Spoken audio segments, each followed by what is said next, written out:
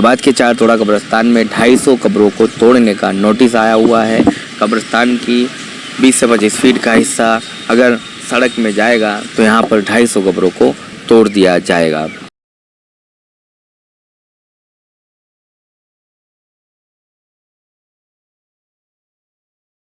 कब्रिस्तान में पहुँचे ये वो लोग हैं जिन्हें ये नोटिस मिला है कि इनके पूर्वजों की जो कब्रें हैं, इनके माता पिताओं की, उनके भाई बहनों की जो कब्रें हैं, उसको अब कॉरपोरेशन के द्वारा डिमोलेट कर दिया जाएगा। और ये उनके पूर्वजों की कब्रों पर दुआएं करते हैं कि कोई अच्छा फैसला सरकार की तरफ से, कोर्ट की तरफ से आए और इनकी कब्रों के निशान को न मिटाया जाए।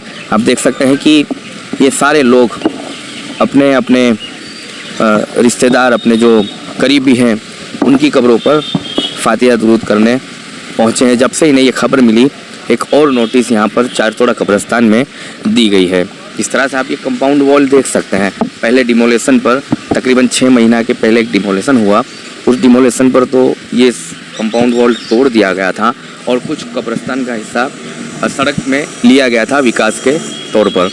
अब जो है फिर एक बार नोटिस आता है और इन्हें ये कहा जाता है कि 25 फीट और कब्रिस्तान का जो हिस्सा है चारतोड़ा कब्रिस्तान का, उसको डिमोलेट किया जाएगा। 25 फुट उसको फिर विकास के तौर पर जो है सड़क में लिया जाएगा। ये सारे लोग परिवार के अपने अपने रिश्तेदारों की कब्रों पर फातिहा पढ़ने पहुँचे हैं।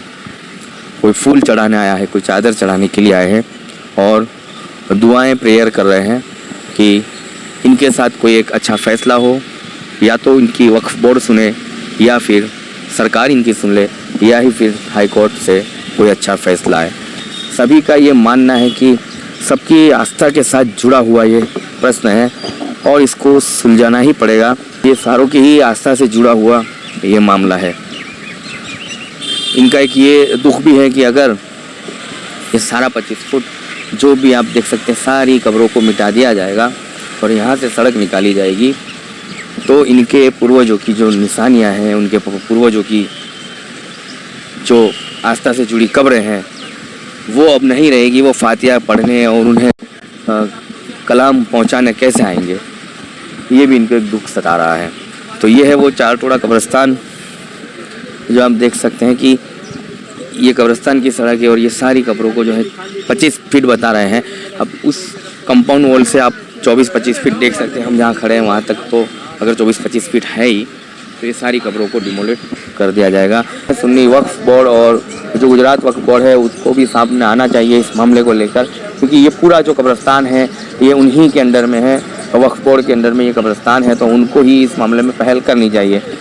इसके पहले एक जो याचिका करता है, उन्होंने अपनी तरफ से कोर्ट में याचिका दर्ज की और उसमें कोर्ट ने उन्हें एक फैसला ये भी सुनाया कि उनकी माँ की जो कब्र है उसको नहीं डिमोलेट किया जाएगा, उसको प्रोटेक्ट दिया एक तरीके से। लेकिन फिर 6 महीने के बाद उसी मामले में फिर एक नोटिस आता है कॉरपोरेशन का और 25 फीट की जगह मांगी जाती है, जो इन्हें कतई मंजूर नहीं है। कल तक जो कहते थे कि हमारे बाप दादाओं की, हमारी माँ बाप की कब्रें यहाँ पर है, वो कभी ये कह नहीं पाएंगे कि हमारे माँ बाप की कब्रें और हमारे माँ बाप को इस कब्रिस्तान में दफन किया गया है।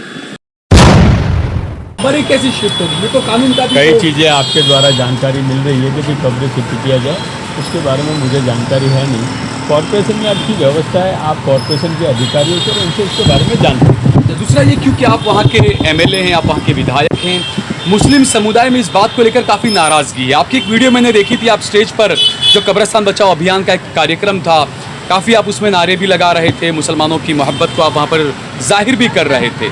तो वो मुस्लिम समुदाय चाहता है कि हमारा विधायक भी इसमें हमारा समर्थन करे। ये व्यवस्था कॉर्पोरेशन की व्यवस्था है, राज्य सरकार का कोई विषय होगा तो मैं उसको देखूंगा। तो कॉर्पोरेशन या म्यूनसिपल कमिश्नर कुछ बात इसमें करेंगे आप कि देखेंगे आगे समय पर जो भी कुछ रहेगा तो मैं देखूंगा, मेरे एंड से कुछ होगा तो मैं इसको ज़रूर देखूंगा। ठीक है, बहुत बहुत शुक्रिया।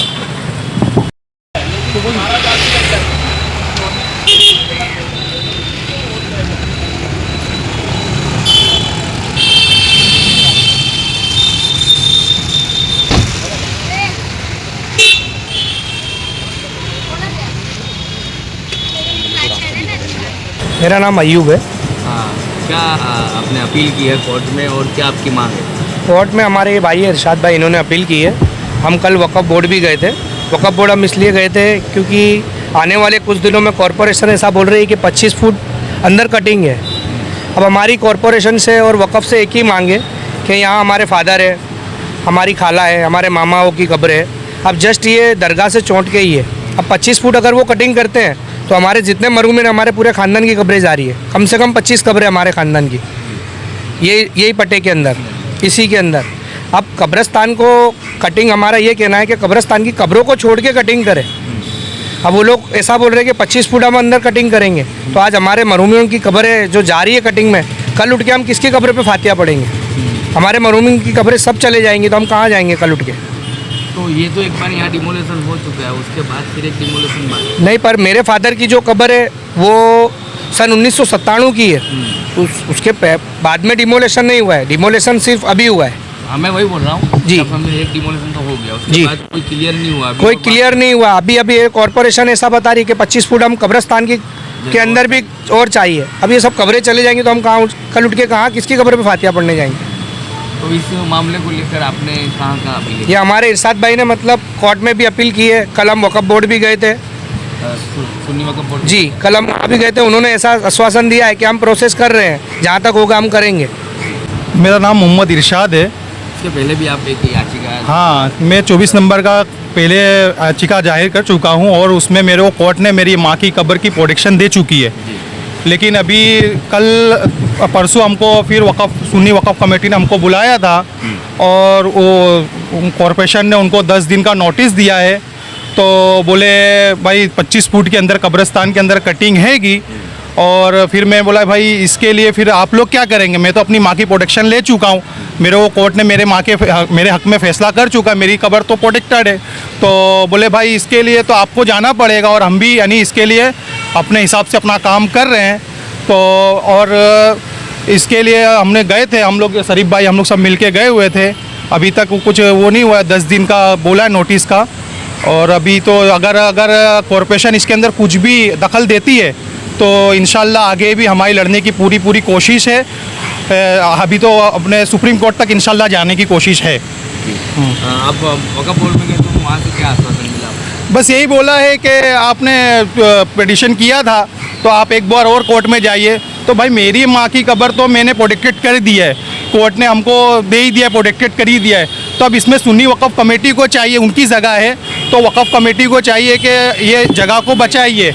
और ज़्यादा से ज़्यादा कम से कम 300 से 350 कब्रें जा रही हैं यहाँ पे। 25 फुट की मेरी माँ की लगभग तकरीबन 23-16 फुट के आसपास पे निशान में आ रही है और ये 25 फुट के यानी 25 फुट की कटिंग है यहाँ कब्रिस्तान के अंदर। तो इसके लिए मैं चाहता हूँ कि यानी कॉरपोरेशन और ये सुन्नी वक्फ कमेटी इसके अंदर अच्छा से वो फैसला करे, कुछ अच्छा बीच का रास्ता निकाले कि हमारे अकीदे हमारे आस्था को ठेस ना पहुँचे। कुछ नोटिस में ये बताया गया कि किस मामले को लेकर इस जगह को इस्तेमाल कर रही है कॉरपोरेशन? ये डेमोनेशन से, ये डेवलपमेंट में और इससे पहले कटिंग हो चुकी है। आप देख सकते हैं पहले भी ये 6-8 महीने पहले कटिंग हो चुकी है। तो इनको कुछ और प्रॉब्लम आ रही है कटिंग, तो कब्रिस्तान का हिस्सा ये लोग कटिंग करने के चक्कर में हैंगे।